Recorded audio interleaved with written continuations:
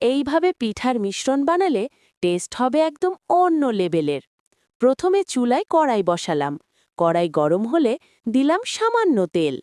এরপর দিলাম দারুচিনি আর স্বাদের জন্য একটু চিনি।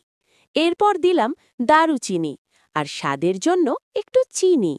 এখন অল্প পানি দিয়ে সবকিছু হালকা করে কষিয়ে নিলাম। এইটাই আসল ফ্লেভারের বেস।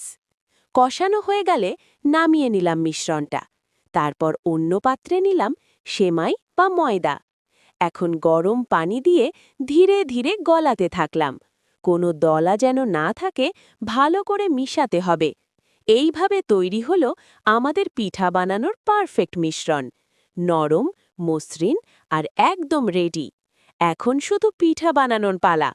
ভালো লাগলে লাইক দিও, শেয়ার করো আর ফলো করো আরও গ্রাম বাংলার রেসিপির জন্য।